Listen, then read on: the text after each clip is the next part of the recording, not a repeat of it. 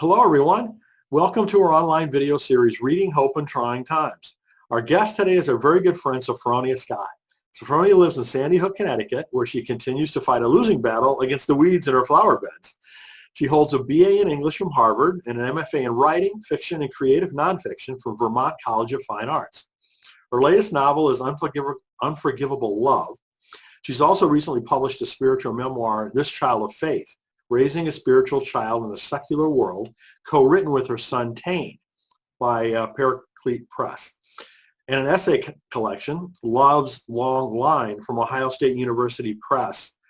And Sophfronia teaches creative writing at Regis University's Mile High MFA and Bay Path University's MFA in creative nonfiction. I'm also happy to say that Sophfronia has spoken at more conferences of writing for your life and publishing in color than any other author that I've ever worked with. So, I hope that, brings some degree of indication of my respect for her work. Wow. I did not know that. I thought it was probably the case, and I actually went back and counted, and it's absolutely true. Really? Yeah. I'm stunned. Seriously, I'm stunned by that. I would have thought it would be many other people than me. That's amazing.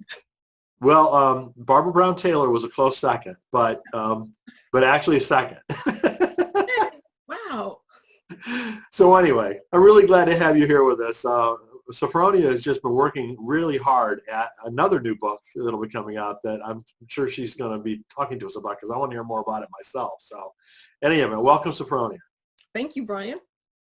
So maybe you could just start off by sharing, how this has all impacted you and your family and, your thoughts on this health crisis we're going through. Well, my husband is a teacher, so during the summers, my family is totally at home, my husband and my son. So in that respect, this isn't that different for us other than, we're limited into where we can go. And I'm very careful and regimented in the way I do our grocery shopping. But other than that, we are here working on the things that we work on. I've been writing. Daryl is still teaching, and he's also been working on his music. And Tane has been working on his schoolwork and hanging out with his friends and playing video games via remote. So, and we're fortunate enough to have a home where we have plenty of light and space, where we have public and private spaces. So we're not getting on each other's nerves. So we're absolutely grateful for that. That's excellent. So tell us about the writing. I'm very excited about your new book. So why don't you let everybody know a little bit more about it? Well, I was grateful to have the time. So not driving my son to school, not going to practices, not traveling meant that I've been able to be at home working on the draft of this book. So the book is called The Seeker and the Monk, Everyday Conversations with Thomas Merton. And it is a book where I'm essentially engaging with the voice of Thomas Merton. I've read through his 7 volumes of his journals and basically talking about his humanity, but also looking at very specific things that we all deal with: ambition, materialism, struggling with our faith, prayer, for me, racism, thinking about racism, and being in conversation with Thomas Merton about these things, answering questions about them, and essentially almost like a mentoring process of him mentoring me through these issues. Wow, that sounds very cool. I think have you thought about doing something similar with Frederick Buechner's work? Well, it depends on how this book goes. I would love to do that with Buechner, with Julian of Norwich. I think that especially with millennials, right? I think that they love to engage with spiritual work and spiritual mentorship, but they don't often either know someone like Thomas Merton, or a lot of Thomas Merton's work has been in the realm of theologians and academics. So it's been hard to have a book where you could actually just look at Thomas Merton from the viewpoint of someone's everyday life. So I think that, and it would be interesting to have similar conversations with Buechner, because Buechner actually translates more directly in that way because that was his thing, right? Buechner is all about looking for God in your everyday life. So it would be interesting to okay, let's look at one particular life and filter Buechner through it. And my hope is that through having these conversations, others would be able to do the same. So, with Merton, I mean, I think my perception is the same, is that, there are some people who know his work and really have a high degree of respect for it, but a lot of people just aren't familiar with it at all. Yeah, and for the people listening, Thomas Merton was a Catholic monk who died about 50 years ago, a little over 50 years ago. And he became famous not long after he went into the monastery as a very young man in his 20s. He wrote his autobiography, The Seven-Story Mountain, which made him famous. And he went on to write a ton of books and articles and poems. He was a poet. And he died, very young. He was only 53. So, people went to monasteries, young men went into monasteries because of Merton. He had a voice in nuclear war and civil rights issues, just about the way we pray. And because of the fact that he was who he was, in the Catholic Church, there's this tendency that when people do read about him, he's kind of seen as a mystic, a prophet, those words are used. But to me, the magic of Merton is that he was so human. And reading his journals showed that to me, that he could get petty, he could get angry, he fell in love, when he was only like 50, 51 years old. And to me, and he was so aware of that, right? He didn't erase any of this stuff from his journals because he knew that it was possible that the thing that he was brought on this earth to do was to show spirituality through his humanity, right? That even in his imperfect state, his messed up humanity, that he could still be a tool and a voice for God. So I found that absolutely amazing. And reading him for such a long time and reading these journals, I start off the book by talking about how I just have this monk who kind of follows me around and gives me advice. Like that voice is kind of like in the right here, right behind my ear. So it's interesting, and sometimes he's maddening, and I say that in the book. I was like, sometimes he's boorish, and if I met him at a cocktail party, I'd be walking away like nothing else. But at other times, he's so brilliant. He reminds me of my Harvard classmates. I absolutely understand his impatience and his ambition and his wanting to make a mark in the world. Other times, I feel like I want to be his mom, because his mom died when he was 6, and I want to say, look, you are too brilliant to be acting this way. You're just being so outrageous.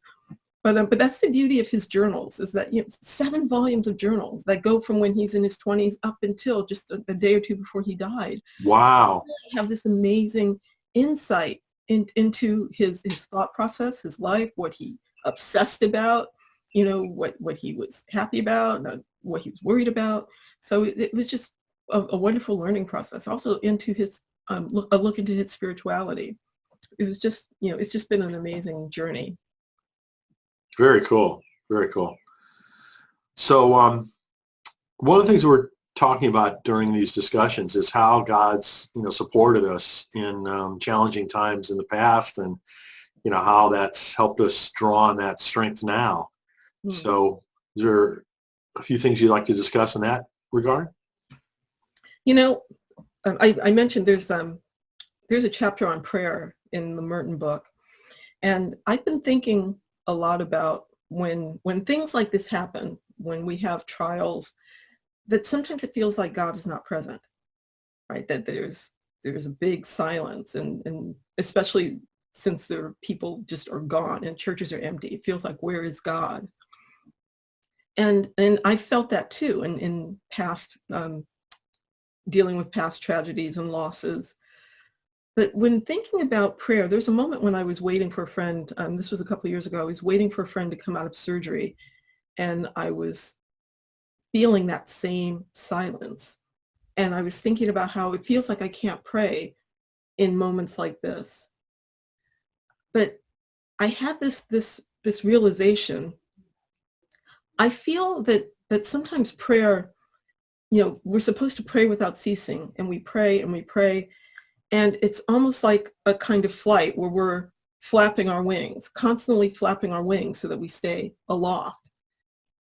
But I'm wondering if when in times of trial, the reason it feels so quiet is because this is when we're supposed to glide, right? This is where, and gliding is quiet, and gliding is supported by the air.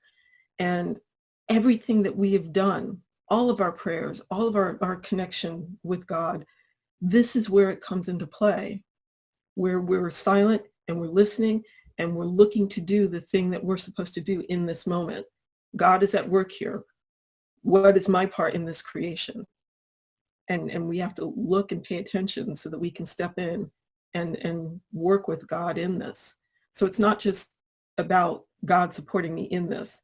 It is that God is with me and I'm with God, and there's something at work here that we are all participating in and figuring out what that is. And hopefully we've paid enough attention through the previous times, good and bad, right, that we can draw on that now. Yeah, to look back. And I think people don't do that enough, to see that there have been things that they have come through. We forget about it. Like once we've come through something, it's like it's in the past, and we go on to the next thing. But we have overcome incredible things individually and as a society. And if we can only look at that, look and remember for inspiration, we'll see that we can get through this as well. So speaking of which, you wrote an article just very recently about hope that relates to Tane's experience since the Sandy Hook shooting tragedy. Yes. Can you tell us a little bit about that? Well, the editor at Yankee Magazine, and this was well over a year ago now, asked me if I would write something about where we are now with the shootings.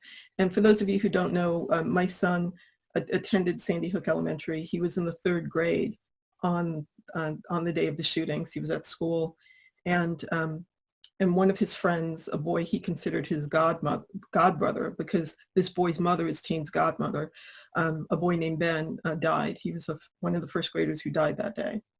So it's a very complicated question to ask, where are we now? And it took me a year to figure out how to answer that, because it's not a message of ongoing grief, although grief is there.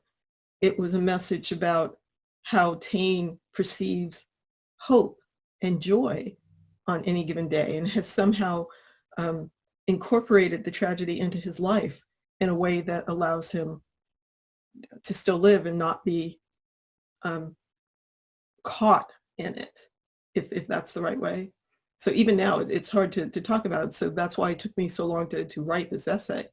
But I think I got it, and he even told me that yes, Mama, you got it right. So, but it was a wonderful, really, really wonderful article. Thank you. It's called Hope on Any Given Day, and it's in the March-April issue of Yankee Magazine, and it's also available online. I could read some of it for you if you would. That would be wonderful. Yes, please. So let me do that. Hope on Any Given Day. What breaks my heart now about Sandy Hook is looking at pictures of my son Tane from that time and realizing how young he was when the mass shooting at his school occurred. It's an odd trick of the mind created by the fact that how he and I talk about the death of his friend Ben, one of the 1st graders killed that morning, is not so different from how we talked about it when Tane was 8. Then, I feel like I'm going to see Ben again. He's going to come down from heaven, and he's going to be here with all of us. Now, when you think about it, Mama, we have more of Ben now than ever before. He is everywhere. I'll come across photographs and expect to see something of this maturity and wisdom represented, but instead I find an image of a boy with tired eyes at Ben's funeral, clutching a stuffed puppy sent by friends. Attached to his vest are the photos he asked for of him and Ben playing in leaves. How is Tane doing?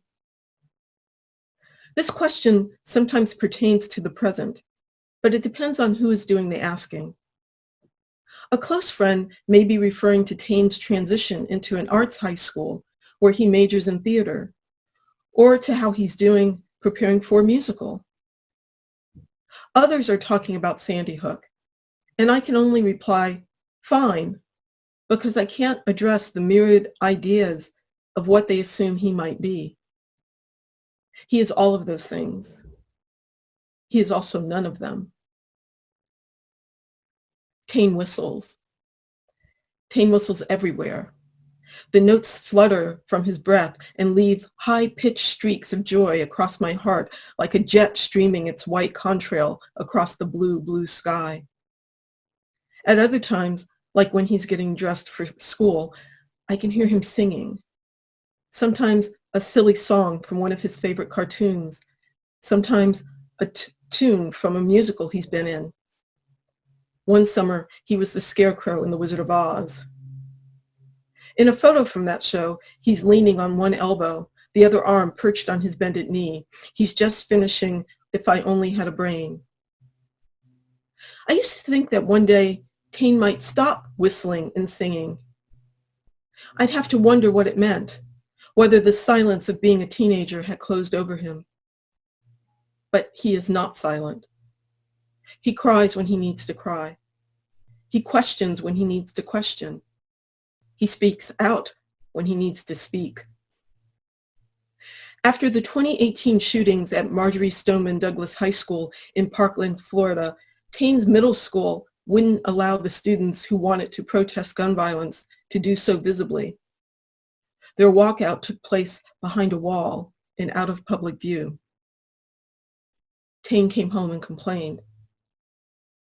Although I have a sense of hopelessness about the gun issue, I told him there would be a march in Hartford and he could protest there if he wanted. I have a photo of Tane at our dining room table making his sign, a red octagon with black letters spelling out "Stop Gun Violence Now." And I have a photo of Tane and his friends from the next day, bundled up against the cold, holding their signs and standing on top of a wall so they could be seen. Tane is 15 now. Recently, the mother of one of his friends sent me an email warning me that a Boy Scout merit badge project on researching our community might be emotionally difficult. She wrote, "I just wanted to give you a heads up in case Tane is sensitive about that." I responded with, "He'll be okay with the presentation. The tragedy is a part of the tapestry of his life, and from the very beginning, he surprised me by how willing he has always been to speak of it and engage with whatever goes on around it. I'm grateful for it." I'm not sure if this was the right answer. I thought about not responding at all. It's not that Tane isn't sensitive. How do I explain the complex alchemy he generates that makes him able to hold the darkness and the light within him and carry on with living joy? How do I describe the way his big brown eyes look at the world and miraculously continue to perceive hope? In her book, Gravity and Grace, the mystic Simone Weil wrote, "Joy is the overflowing consciousness of reality." Tane gets this. There's a photograph of Tane and me sitting in front of an audience at a bookstore in Manhattan. We're being interviewed by Andrew McCarran, head of the Religious Studies Department at Trinity School, about our book, This Child of Faith, Raising a Spiritual Child in a Secular World. The story of our family's faith journey that began when we joined the Episcopal Church when Tane was 6. Andrew read a portion from the end of our book in which I talk about my hope for Tane's future faith. Then he asked Tane what his hopes were for my faith, After thinking about it for a bit, Taine said he hoped his faith would continue to inspire mine. Taine spoke of the film Finding Neverland and how for the premiere of his play Peter Pan, J.M. Barrie had children from an orphanage brought in and seated them throughout the theater because he knew the adults wouldn't get the play unless they saw it through the eyes of children. It's like that, Taine said. Young people are just more open. We look at things more positively. I hope I can always do that for her. I have learned a lot from Taine, but this in particular is a lesson I need the most.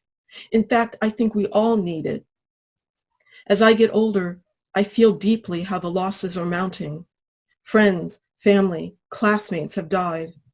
I've attended more than half a dozen funerals and memorial services in less than 2 years, and I know this is only the beginning. What Taine offers is the alternative to living in a constant state of grief. There is something of the divine in how he moves through these hard times. This has happened, he seems to be saying. What can we make of it now? Wow. Wow. That's just so wonderful. Thank you. Thank you for sharing that, Sophfronia. For those of you who don't maybe know much about Sophfronia from the past, I hope that's given you a good insight into her writing and into her brilliance. So thanks for sharing that. I know when I read it, it was just like very moving for me. Thank you. So given all of what's been going on, what do you think? What do you have to suggest for people in terms of resources or spiritual practices or perspectives that they should think about now that we're in all of this pandemic? Well, I think it's important to notice, right? To notice everything around you and to try to keep track of it, if only to write some notes to yourself. If you get frustrated, write that down, right? If there's a day when you feel particularly good, write that down. If you find yourself baking constantly, what are you baking? I find that we could really miss an opportunity here to learn something about our lives if we move through all of this waiting just to get out of it and not notice how different our lives are and what we want our lives to be coming out of it, right? And I know that a lot of lives changed after something like 9/11, for example. And I think that this is a similar opportunity to really think about, what have I always said I wanted my life to be? And here's an opportunity to see if you really are living that life. And if you're not, then here's a chance in time to think about how it's going to be coming out of it. We were, earlier, Brian, we were talking about reading, and I find that, I don't necessarily read a lot of what one would call, I do, like self-help kind of things. I don't think as much as I, think that that's a great genre, and I've read some amazing books that I love, like The 7 Habits of Highly Effective People, like changed my life. But I think at times like this, I think those books help once you realize, okay, something's not right, and how do I go about fixing it? Right now, I think now is the time to really deeply get into knowing yourself, right? And what are you going to read that will help you, even if it's a matter of enjoyment, right? So I saw on Twitter the other day that a woman had learned about my book, Unforgivable Love, and thought that this would be her perfect reading. Now, Unforgivable Love is a novel, and it's got sex and intrigue and seduction and rich people, and I'm like, okay, yeah, that would absolutely, this, I never thought of it, but this is a COVID book where you just disappear into another world. But it's also a time to ask yourself, what did I love about that world? Can I bring some aspect of that world, like even if it's just beauty or a garden? Because I tend to write a lot about flowers, so there are gardens represented in that book. But to think about, when you read something, what is it about it that I like, and can I bring it into my life? My husband has been reading Mary Oliver's poems, Devotions. And Devotions is a wonderful, like a big white book, a wonderful collection of her work.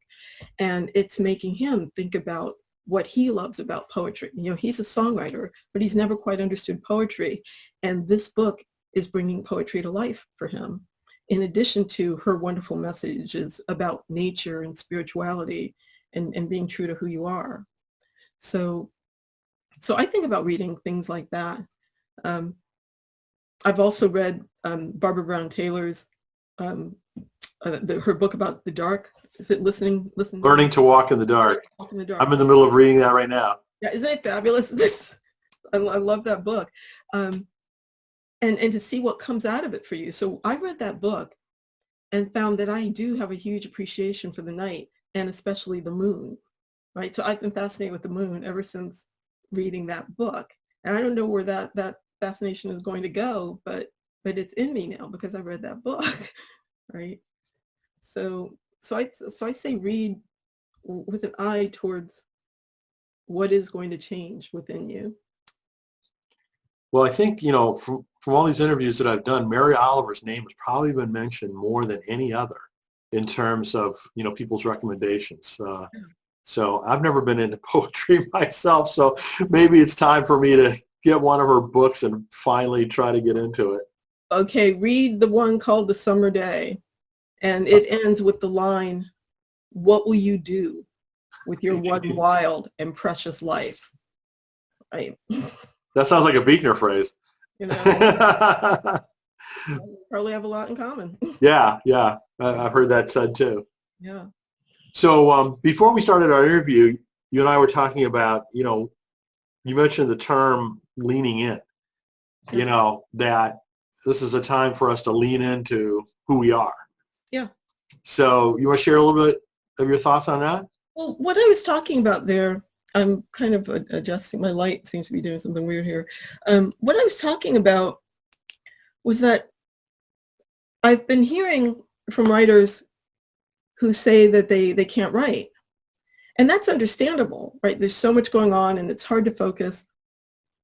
But I think that the way to get through a time like this is to lean into the thing that you are meant to do, the thing that you know that you do well and that others can't, right? So when I look at what is happening here, you have the doctors and the nurses doing the thing that they know that they're supposed to be doing, even if it means crossing state lines. You know, doctors coming from other states, nurses coming from other countries to come here and help people because they knew that is what they do. People coming out of retirement, medical professionals, because this is what they do, right? And I gave the example of you, like you bring people together and have important conversations about spirituality and writing.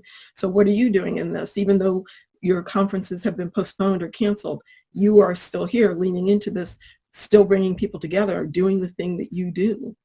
So for me as a writer, it means I'm going to do the thing that the best thing I can do is the thing that I do, which is write, to lean into this book because I know it's going to help people and that I can write this book and nobody else can, at least not the way that I can do it, right? So and I think that's important because it gives a sense of direction and purpose.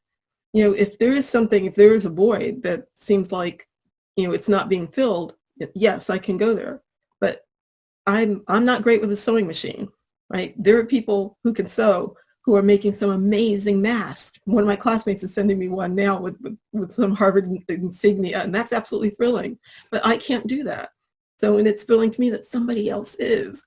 Right? So if we lean into the things that we do, the musicians having concerts, dancers on Zoom, right? I think that carries us. That carries all of us, right? When we bring our gifts and offer it up to this terrible situation, you know, this is how we make things better. And Toni Morrison even said that now is the time when artists create, and this is the only way change has ever really happened in the world. All right. So, Sophfronia, one of the things that you're known for, at least for your followers, are your morning walks. And I know you were very religious about regularly doing them for a long time. And then you took a little bit of a hiatus, I think, because you were just so busy with writing. But I think you've started those again, haven't you? Yes. Yeah. The last one I did was in the middle of March. And that was when I really had to dig in and finish my book. And so, and when I do that, when I focus like that, everything else has to, be put aside. And that was one of the things that I put aside for a while. And once I got the draft of the book turned in, I did a morning walk last week, and I'll go back to doing them every week again. But it was surprising to me how I heard from people, and especially one of my brothers gave me grief that I wasn't doing them. You don't know who's really watching these. That's so true. Not like I'm someone with 1 billion followers or something, but I guess people are watching them and they get something out of it. And so I'm sure that's the case. Getting out there in the morning and doing my 4 or 5 minutes and coming in and getting it posted. So I'm glad you've started them again. So it's springtime now. It's time for a walk. So actually, that's made it harder. I was actually going to do one a couple of weeks ago, but it's been raining. I can't do a walk if it's raining, and but I had a good day on Friday and got out there and did it. Good. Well, Sophfronia, I just want to say thank you for joining us. It's so wonderful to catch up with you again, first of all, because we haven't been able to speak for a while. And unfortunately, we were going to be together this spring at a couple of conferences. Yeah. It isn't going to happen, but I'm really glad that we were able to, talk to each other and really explore some of these really, helpful thoughts that you've had. Yeah, so am I. Thank you.